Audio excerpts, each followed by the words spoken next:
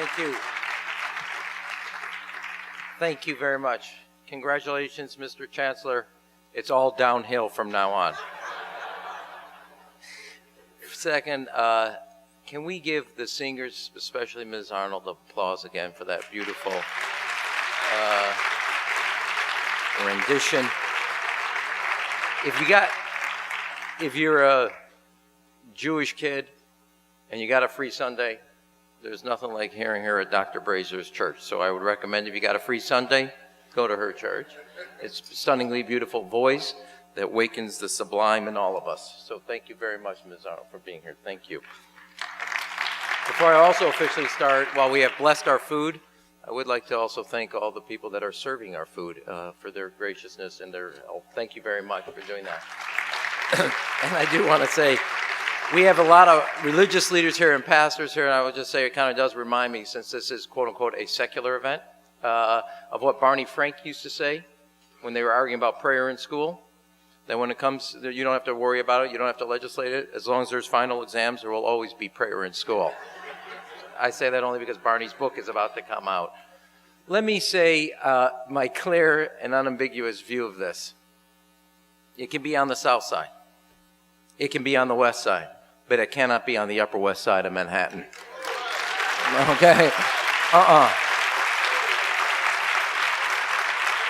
The President's Library, as somebody who recruits companies to relocate, somebody who is often asking companies to expand their opportunity. I've seen my inbox. I do not know where you're going to find another multi-$100 million opportunity for either the south side or the west side of the city of Chicago, with thousands and thousands of jobs that are dependent on it. This is a once-in-a-lifetime opportunity for the city of Chicago, and we ain't messing it up.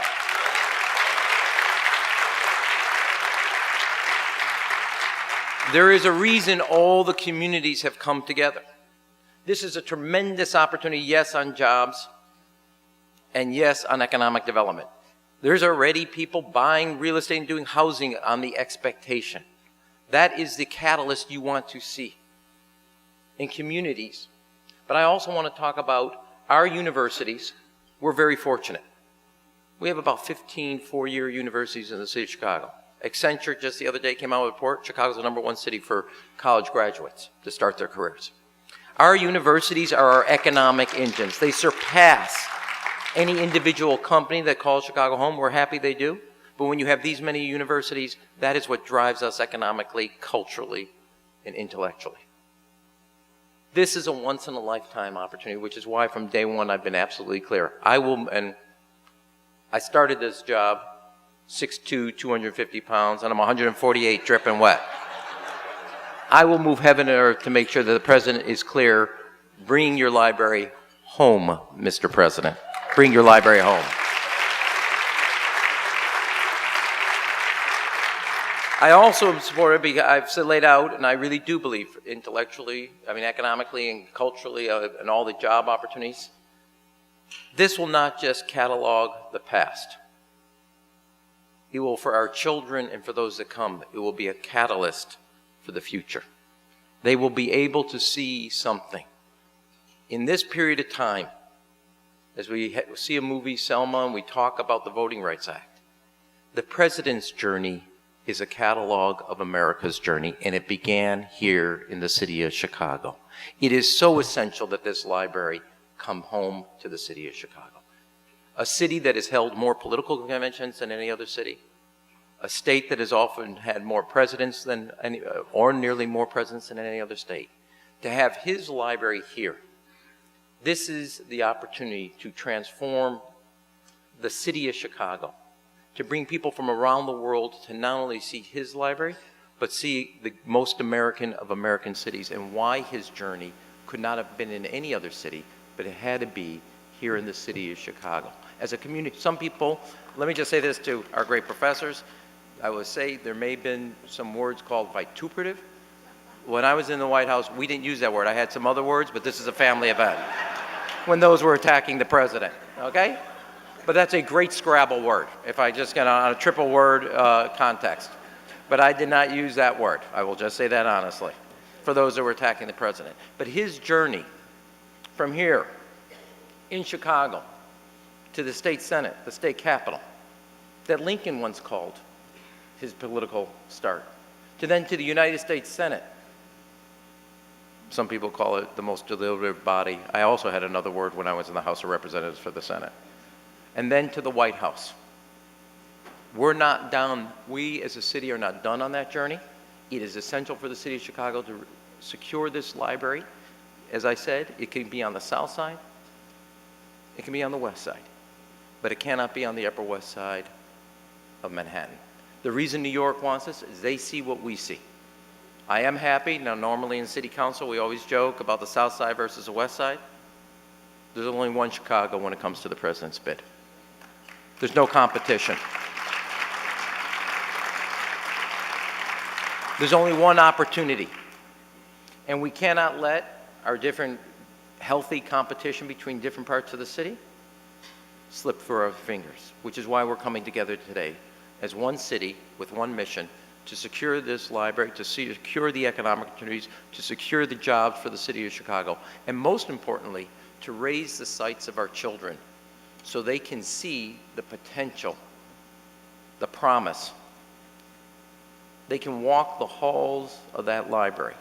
As somebody who's done it both down in Atlanta and in Little Rock and seen what a presidential library can do, both from the economic standpoint, but also as a catalyst for our families and our children to see themselves as they walk through the president's history and his presidential history, to see their own journey in that reflection. This is, as I said, a once-in-a-lifetime opportunity. You know, in politics, my mother always said, never wake up the next day and say, woulda, coulda, shoulda. I don't want to wake up the next day and say, woulda, coulda, shoulda. We're here together. We're going to work together. We're going to make sure that for the President and the First Lady, this is an easy decision. And leadership counts collectively as a city. I want them in the next 30, 40, 50 days, whenever they're going to make the decision, to hear that Chicago has come together, working together, to actually do something together so we can build a common future. So that the children of the city of Chicago, the families, and all the opportunity. And this will pay a dividend, not just when it's being built. It will constantly pay a dividend for this city. And that is why everybody, normally we do have a healthy competition, and that's good. That's okay. But our competition is not between the south side and the west side of Chicago. Our competition is between Chicago and New York. And which is why we're going to join hands together, speak with one voice, be heard unambiguously, and be clear. Chicago is where it started, and Chicago is where it will also not end, but begin that journey so that we can remind generations and generations of children and people from around the world of what makes this city unique. How a person who can graduate from Harvard Law, come to a city, working in a community, building up and making sure the voices of that community get heard. Nothing would more honor that sense of commitment as a community organizer who actually wanted to make sure there was economic and political power in all parts of a community.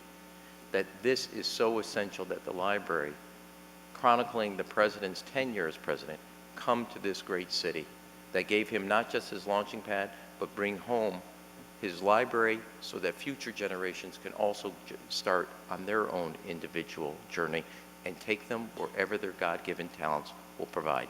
Thank you. God bless you. Let's get to work.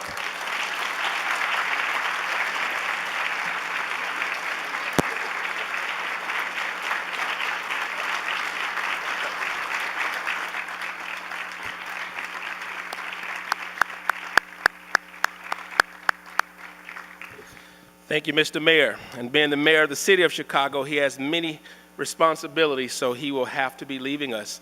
You know, I just thought about something. Can you imagine a unified Chicago where we're not talking about West Side, South Side, downtown? It's just the city of Chicago.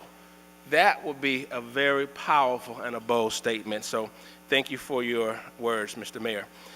Finally, we have the new St. Matthew Inspirational